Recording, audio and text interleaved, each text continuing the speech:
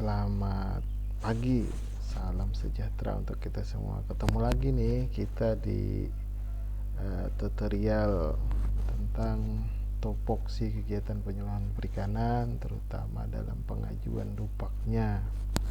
Pada seri ketiga, alhamdulillahirrabbilalamin, kita semua sehat. Mari kita mulai tutorial ini. Pada seri ketiga ini kita akan khusus membahas tentang materi penyuluhan perikanan.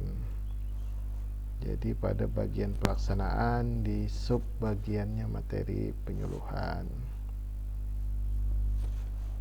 Beberapa saran atau masukan penyempurnaan materi penyuluhan. Jadi materi penyuluhan yang umum diajukan teman-teman dalam penyusunan dupaknya berupa leaflet, folder, bahan tayang, kemudian video penyuluhan. Kemudian ada juga yang poster, modul, booklet, brosur. Tapi kita pada kali ini hanya mefokuskan pada 4 yang paling sering teman-teman rekan-rekan ajukan dalam dupaknya, yakni leaflet, folder, bahan tayang, dan video penyuluhan. Yang lainnya menyesuaikan saja. Jadi ketentuan umum yang seharusnya ada dalam bukti fisik materi penyuluhan yang disampaikan adalah berupa yang pertama, harus sesuai dengan rencana kerja. Jadi seperti bahasan kita di seri 2, rencana kerja itu harus mencakup semua kegiatan yang kita usulkan pada dupak atau semua kegiatan penyuluhan yang kita lakukan. Jadi nantinya di rencana kerja harus mencantumkan kita mau menyusun materi penyuluhan. Bentuknya apa? Misalkan leaflet, folder, bahan tayang, dan video misalkan. Kemudian tema materinya apa? Jadi tidak boleh hanya disebutkan menyusun materi penyuluhan sesuai kebutuhan pelaku utama. Itu kurang tepat. Nanti harus disebutkan menyusun materi penyuluhan dengan tema, misalkan pembesaran ikan patin, pengolahan pelumatan daging, kemudian pengolahan produk pengolahan lainnya seperti abon, amplang, dan lain-lain. Kemudian syarat yang kedua adalah harus sesuai dengan potensi wilayah. Jadi materi penyuluhan harus disusun dengan judul yang sesuai dengan potensi wilayah. Misalkan saja di tempat saya, Kota Banjarbaru. Di tempat kami hanya ada budidaya ikan di daerah perkotaan, kemudian pengolahan dan pemasaran ikan, serta sedikit penangkapan ikan di perairan umum tawar seperti sungai, danau, dan persawahan. Nah, tidak boleh, tidak dibenarkan, dan tidak akan dinilai materi penyuluhan saya jika saya menyusun materi penyuluhan penangkapan ikan di laut misalkan, atau bagaimana penyiapan alat tangkap untuk penangkapan ikan di daerah Payau, karena tidak sesuai dengan potensi wilayah saya yang tidak ada laut maupun perairan Payaunya. Kemudian yang ketiga, minimal sebuah materi penyuluhan itu harus mencantumkan nama penyusunnya, instansinya, nomor dan tanggal, serta kontak person. Kenapa? Karena materi penyuluhan ini ceritanya adalah media kita penyuluh untuk menyampaikan informasi. Jadi materi penyuluhan ini ceritanya merupakan informasi yang kita sampaikan, tetapi nanti dibaca atau dipergunakan oleh pelaku utamanya mungkin setelah kita pulang, mungkin setelah tidak bertemu kita, sehingga setelah mereka mempelajari materinya, jika ada pertanyaan lebih lanjut, jika ada rencana tindak lanjut terhadap materi tersebut, maka ada kontak person, nomor telepon, nomor HP yang dapat mereka hubungi untuk dapat berhubungan lebih lanjut, untuk memperoleh penyuluhan lebih lanjut. Nah, penggunaan nomor dan tanggal atau minimal tahun itu untuk membuktikan bahwa materi penyuluhannya dibuat pada tahun Dupak diusulkan. Sedangkan nomor untuk memudahkan kerapian materi penyuluhan yang kita kirimkan. Sangat baik jika misalkan pengusulan Dupak tahun 2020 untuk leaflet mulailah dari nomor 1 tahun 2020. Begitu selanjutnya nomor 1, 2, 3. Kemudian yang paling banyak membuat usulan Dupak itu tidak dinilai adalah nomor 4 dan 5 ini. Ada indikasi plagiasi. Apa tanda-tandanya ada indikasi plagiasi? Jadi tanda-tandanya ada 3. Yang pertama, materi penyuluhan yang diajukan itu sama persis dengan materi penyuluhan penyuluh lain. Jadi cuman ganti nama gitu, ganti nama, ganti tahun. Itu yang pertama. Atau di satu kabupaten kota kita ngasih file kita ke teman kita. Nah, teman kita mengganti dengan namanya. Nah, jika hal ini terjadi ditemukan sama persis, maka kedua-duanya tidak dapat dinilai. Kedua orang tadi yang sama persis materinya tidak dapat dinilai kedua-duanya. Atau ada juga alasan yang kedua, bahwa kita hanya mencari materinya di internet, di website, kita copy terus langsung paste tanpa ada mengedit ataupun menggabungkan pendapat atau materi atau informasi tersebut dengan ahli yang lain. Jadi cuman copy dan paste. Nah, hal ini sangat mudah ditemukan karena tim penilai mempergunakan aplikasi Google. Jadi dua cara mudah tim penilai untuk mengecek plagiasinya. Yang pertama, judulnya, judul materi penyuluhan akan di-copy, kemudian akan dipaste ke Google. Nah, akan langsung memunculkan data-data siapa saja yang sudah membuat judul tersebut pada berbagai media. Ada yang blogger dan lain-lain, ada yang artikel biasa di website, ada yang artikel di instansi pemerintahan dan lain-lain. Kemudian yang ketiga adalah kurang menyantumkan daftar pustaka atau sumber. Karena ceritanya materi penyuluhan itu kita tidak boleh copy paste, maka minimal kita memperoleh informasinya dari 2 sumber atau 2 pustaka. Semakin banyak pustaka, semakin baik. Kemudian yang keenam adalah jumlah media melebihi batas wajar atau tidak sesuai kebutuhan wilayah.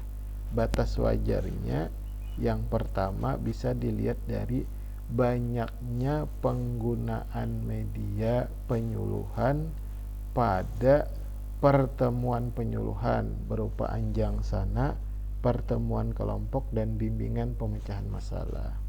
Secara konsepsinya, jumlah media penyuluhan yang digunakan tidak lebih besar daripada 30% jumlah pertemuan penyuluhan.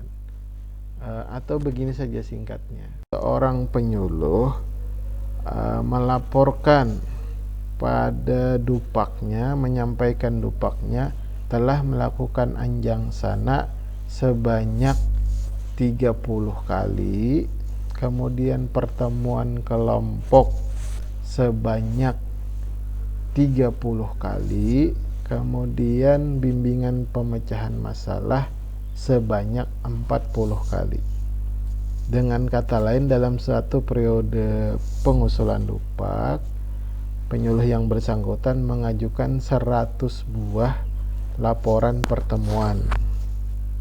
Nah, jika dia melakukan 100 buah laporan pertemuan, maka dari segi tingkat kewajaran penggunaan medianya hanya 30% dari jumlah tersebut. Jadi maksimal hanya 30 buah materi penyuluhan yang beliau gunakan. Atau konsepsi kedua, ada batasan maksimal. Kalau kami di Satminkal BP3 Banyuwangi, batasan maksimalnya adalah 48 buah per semester. Begitulah ketentuan umum. Kemudian yang teman-teman rekan-rekan harus lebih perbaiki, disempurnakan, karena banyak materi yang kita sampaikan mengalami pengurangan dari pengusulan angka kreditnya di 6 hal ini. Apalagi materi penyuluhan itu termasuk angka kredit yang mutlak, diterima atau tidak sama sekali, dapat angka atau nol. Jadi kalau bisa lengkapilah persyaratan ketentuan umum yang tadi telah disampaikan. Lanjut, nah ini contohnya. Yang pertama adalah leaflet. Jadi dalam mengajukan leaflet, jadi leaflet itu adalah satu lembar, jadi bentuknya lembaran. Leaflet itu dalam artinya daun lepas, arti bahasanya, atau lembaran lepas. Jadi cuman terdiri dari satu lembar yang kalau dilipat tidak bisa. Jadi beda antara leaflet dan folder. Kalau folder itu lipatan, jadi bisa dilipat, biasanya dilipat 3. Kalau leaflet, kalau dilipat dipaksa bisa, tapi tidak akan menampilkan maksimal.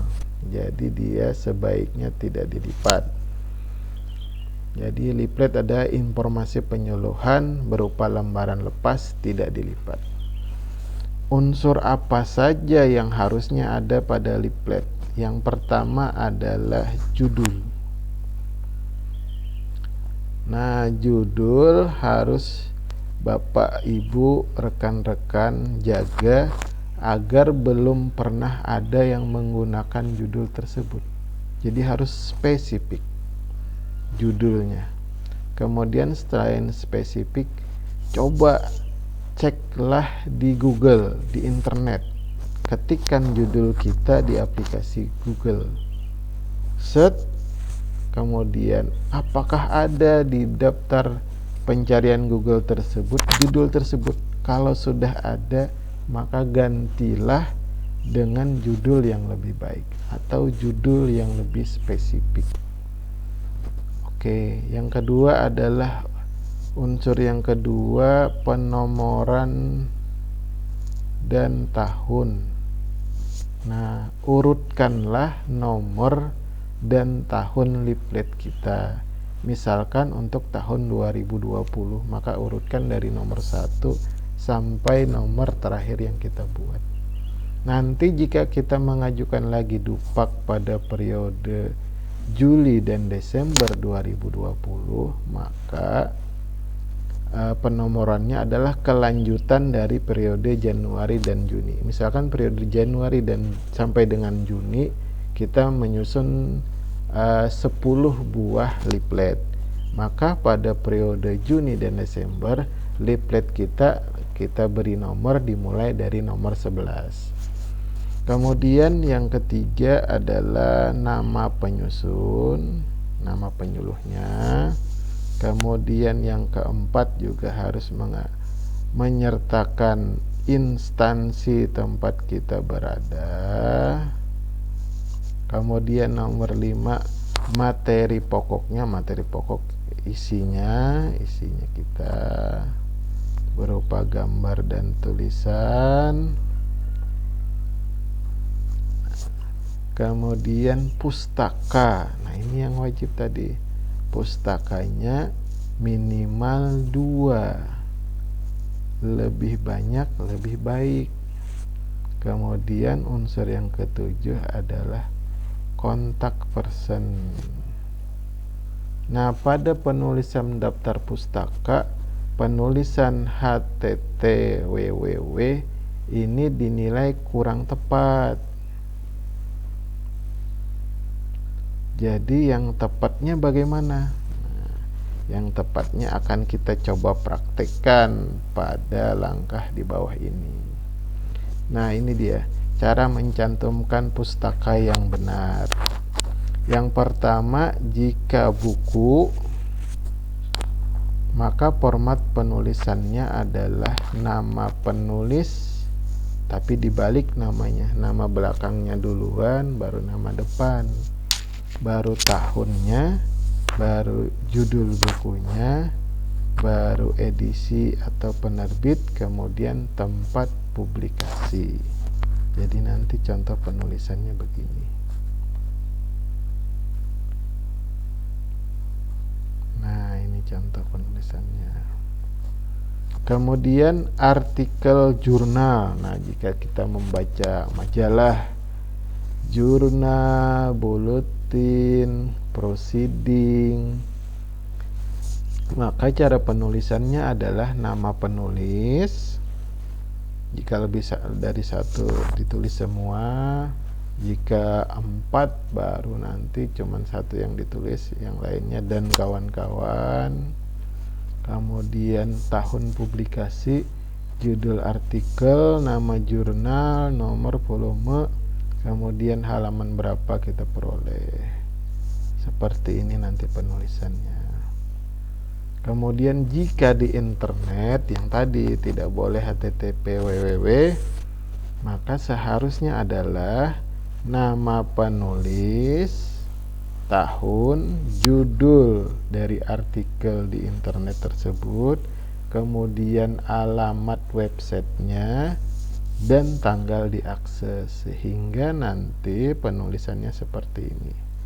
Nah, pada kali ini kita akan mencoba mempraktekkan yang penulisan daftar pustaka dari halaman website. Oke, sekarang coba teman-teman buka HP-nya yang terhubung dengan internet ya. Kita coba buka Google, kemudian ketikkan kata kunci yang sama. Untuk mempermudah tutorial kali ini, kita coba ketikkan budidaya lele bioflok. Jadi silahkan semua peserta, semua teman-teman yang menyaksikan video ini coba untuk mempraktekkan bagaimana caranya menuliskan daftar pustaka jika informasi yang kita peroleh dari artikel atau website di internet. Oke, sudah diketikkan budidaya lele bioflok. Nah, sekarang kita akan ketemu nih beberapa buah daftar hasil pencarian. Nah, di sana di HP teman-teman ada itu kan tulisan artikel yang berjudul cara ternak lele bioflok, teknologi yang pernah jaya kini meragukan. Jika ada, maka sekarang diklik atau dibuka. Oke, sudah diklik atau dibuka. Nah, jika sudah diklik, sekarang coba cari tulisan nama penulisnya. biasanya di kiri atas atau di paling bawah sebelah kiri. Ada?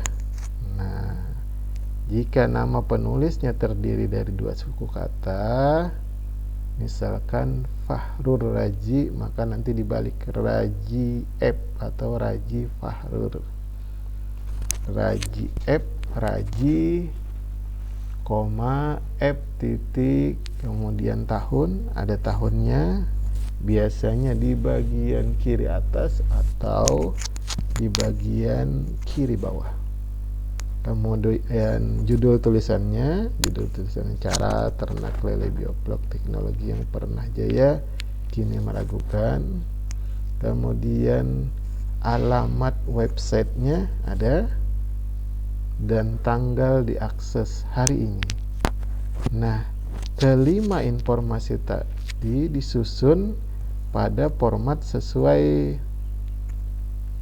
yang kita bahas sebelumnya, yakni penulis, tahun, judul, alamat websitenya, tanggal diakses.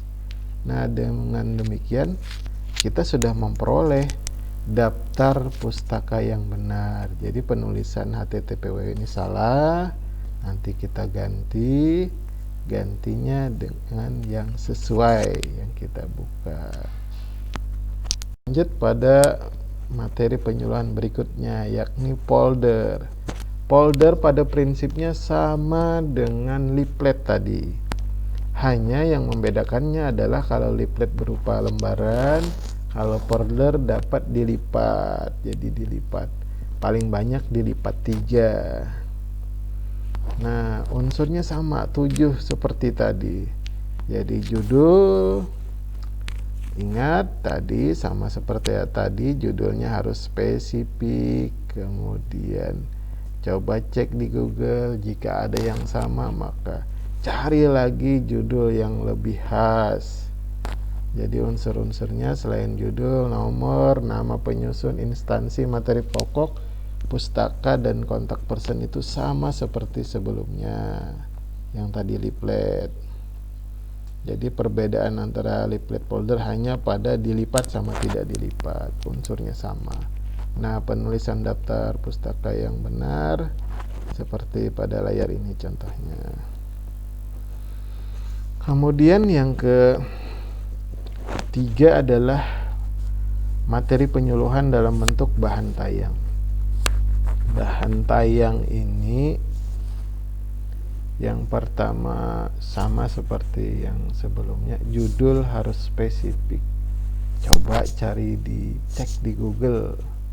Nanti kita kasih nama PPT atau cari saja di Google judul tersebut, nanti akan kita peroleh daftar artikel atau daftar materi atau hal lain di internet tentang hal tersebut. Maka jika ada yang sama, ganti judulnya agar lebih spesifik atau khas.